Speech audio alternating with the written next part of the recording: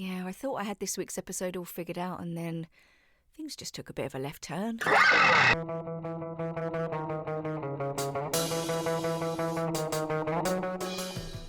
Hi, this is Erin, and welcome to Everything EFL, my little podcast about English language teaching and other teachy stuff too. Credit and honourable mentions will be given during the episode or in the show notes. Let's crack on. Hi everyone, welcome back. Lovely to see ya. If you are new, welcome. If you're not new, welcome back. Glad you came. Yeah, so the last 2 weeks have been pretty challenging to say the least. I was just going to talk about what my Instagram followers, like the advice they gave me to do with online teaching and report back about my first week. But the Friday before I was due to start teaching again, my dad went into hospital.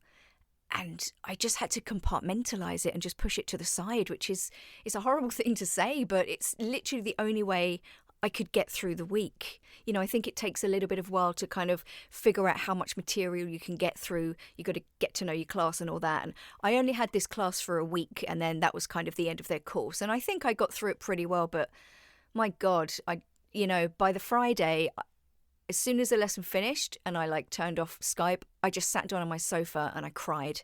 And it was like everything that I'd pushed aside just came out, which I suppose is kind of a healthy thing. So I got up on the first Monday, about 2.25 hours before the lesson was due to start, did my exercise, did the lesson, prepared, did the same Tuesday, did the same Wednesday. By Thursday, I couldn't finish my exercise, I had to stop. And by Friday, to be quite frank, I was fucked. I couldn't get out of bed. I laid in bed an hour later than usual, didn't do any exercise, barely got through the lesson alive. Barely got through the lesson in one piece. And another thing, you just don't want to look at your phone, you don't want to look at your computer, do you?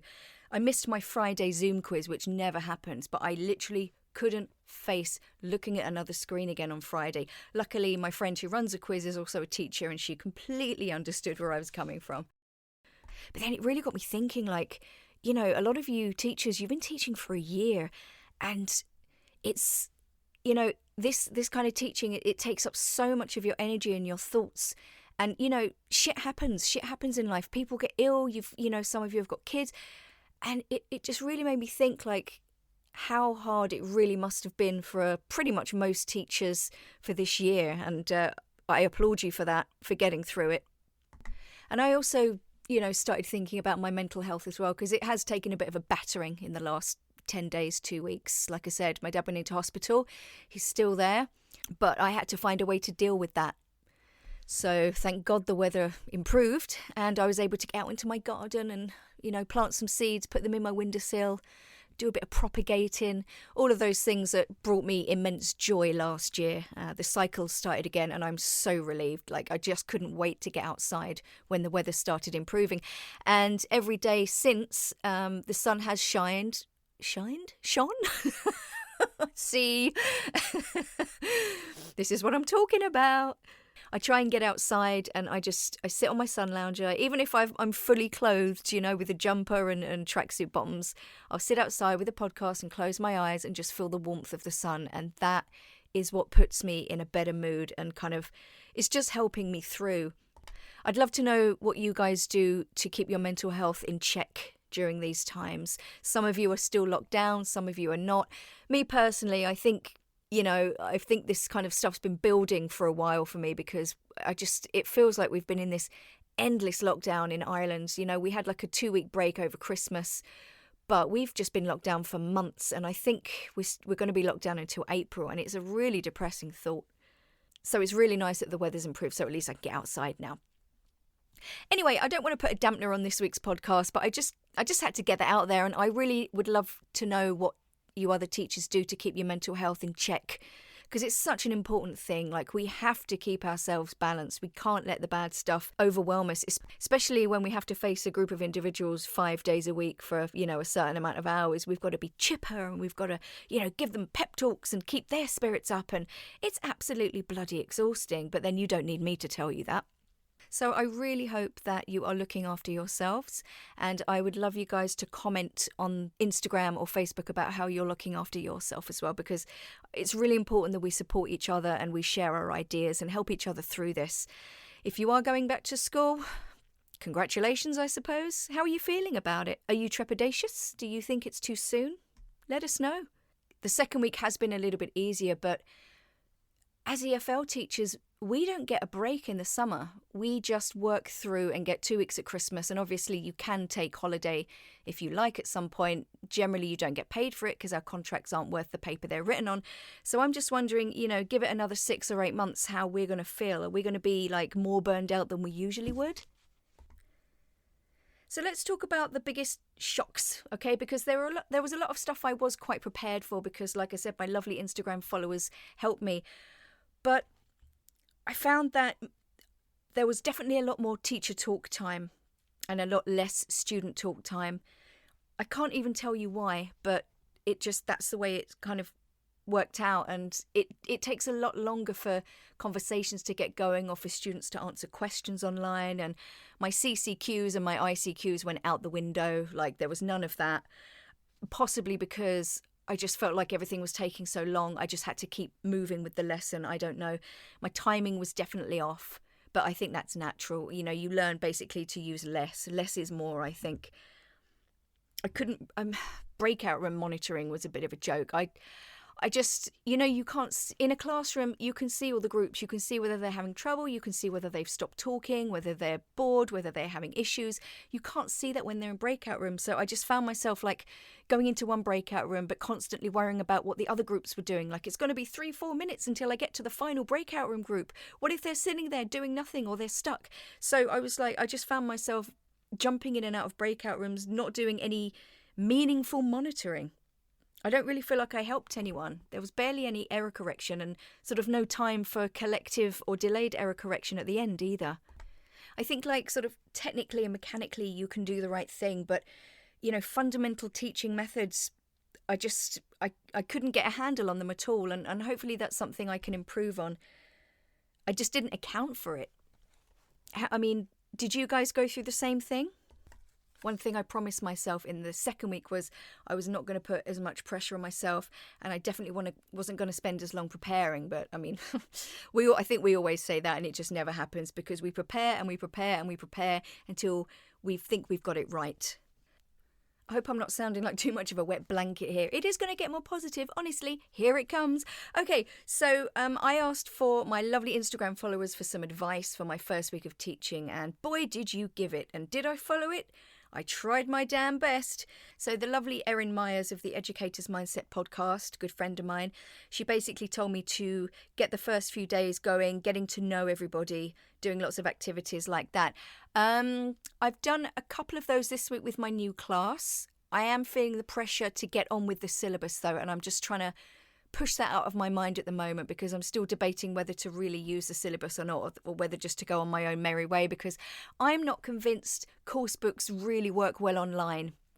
I've kind of done away with them for my private students, which I think was a great idea, like focusing on sort of stuff that they enjoy talking about and researching and topics that interest them. So one of the things I did do was I made sure that I found out what my class are into and try and sort of find some commonalities there and try and work that into the lessons as much as I can, which, that's not new. That's not rocket science. I'm not telling anything you don't already know. But my point is the course books don't always address that. And I just think, I don't know. I'm just, like I said, I'm not convinced the course books work that well online. What do you think? The lovely Wanda from WA Workshop said, be patient with yourself when something goes wrong, because it will. I've been pretty lucky so far. I've had a few little, I forgot to unmute and things like that, but I'm going to put that down to fatigue. She said, have a plan B platform ready just in case, which I absolutely love. I love that idea of a plan B. So I have basically been putting all my materials on the Edmodo platform or emailing them before the lesson. So 1, everybody's prepared and everybody's got anything. And 2, students can look and prepare themselves a little bit for the class before we start. And she also said you will learn to adapt your material, which is something I'm learning as I go. It's still taking a lot of time. Are you still finding that adapting material takes a long time? ClaireStacey.uk said, don't be afraid to let students help you with any tech support, because there's a high chance they would have already have been in classes laughing at teachers, stressing out while things are going wrong. And it also makes them feel important if they can help, which I love this. I think it's really good. I haven't experienced that yet, but hey, you never know. She also said, relax, it's not as scary as you think. Yeah, I mean, my main aim is not to stress about it and take it as it comes. And I think I've been doing okay at that, to be honest. Myra, who is mhanani99 on Instagram, who's actually a former student of mine and who's now a teacher, she basically said practice self-care. So I thought, okay, we have a 15-minute break sort of halfway through the lesson. It's about 3 hours, but about an hour in, I also do like just a 2-minute break where I say to students, okay, switch off your mics, switch off your camera, walk away from your computer, don't check your phones, don't check Instagram, just rest your eyes. Now, obviously, I don't know if they do that. I try and do that, but I just think it's really important not to be staring at that screen for hours on end. The lovely Sinead McMorrow, who has been in episodes 35 and 37 of mine, says, do not fear the silence. It was nice to know this before I went into the lesson, but those silences still can be quite painful. She also said everything takes longer than it would in a real classroom. Absolutely it does. So, and think about how to make instructions clear in as many ways as you can, which is really good. So I've got the auto captions turned on. So they're listening to me and they're reading, and then for any activities, I write the instructions down on Jamboard as well. So there's potentially 3 ways there of conveying the instructions.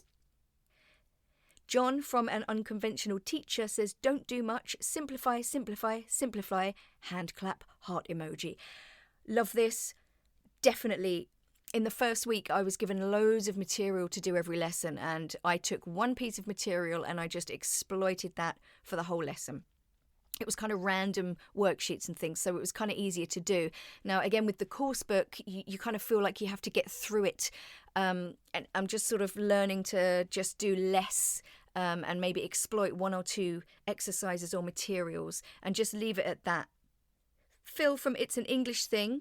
By the way, if you have high-level students, his Instagram page is absolutely full of fantastic high-level vocabulary, really natural phrases.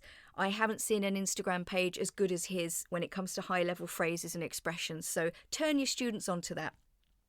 He said an online lesson is still a lesson. Grand. But he said, suggest having a practice run with a friend so that you know what all the buttons do. And I think this is one of the best pieces of advice I was given. I did have a practice run with a friend the weekend before, and it really increased my confidence, actually. And I did let the students know that it was my first day. And one of them actually remarked, oh, you seem to know what you're doing. And I was like, oh, that's good. So thanks, Phil. English with Aaliyah just basically talks about preparing at least 10 minutes before the lesson, get in the mood, prepare your water, your laptop and all of those things. So I try to listen to a song or put a song on just as the students are entering the waiting room a couple of minutes before the time. I'll have a song playing. I've had Dolly Parton. I've had Rocky Road to Dublin, which is a traditional Irish song. I try and have something upbeat and different every day. Cindy_ELT says invest in a drawing tablet and use it in conjunction with OneNote and something called WACOM or Wacom as well. Maybe in the future, Cindy. I'm taking a lot in at the moment, but definitely something to consider in the future. Mo Aladad said that, it takes a little bit of time to learn what everything does. Give some thought to the camera policy as well. But that was already decided for me for the school. No camera, no presence marked on the register. Mary Grennan, who's my old boss, she's currently in International House in Galway, basically told me to use the chat box for lots of things like pair checking and brainstorming. I haven't used it a lot. I've used it a little bit, but I definitely plan to do it more because sometimes putting people in breakout rooms and stuff, it takes time and then everything just takes a little bit of time to get going. But when I do put them in breakout rooms, I make sure that one of them has access to my Jamboard so they can share their screen, or whatever document we're looking at, one of them will always share a screen so they're focused on something as well. So yeah, it kind of feels more like a month than 2 weeks, but it's all a learning process, and I'm really, really glad that I had this advice to anticipate a lot of the stuff. It definitely made that first week easier, especially with everything else going on. So I kind of decided, do I need some resolutions for this week, like for the second week? So I decided maybe to get up a bit later and to be kinder to myself. I think I've been kinder to myself, but I haven't got up later. I've decided that after a year of having no structure in my life, let me just backtrack there. I've been unemployed for a year and I've never been unemployed for more than a few weeks. So I found it very hard to implement any kind of structure into my day, really, really hard. But with this, now I'm teaching again, I've got structure. So I get up, I do my exercise, I have a shower, I have my breakfast, and then I'm ready to go. That's fine. I don't have to get up later because for me, putting that structure in is really beneficial.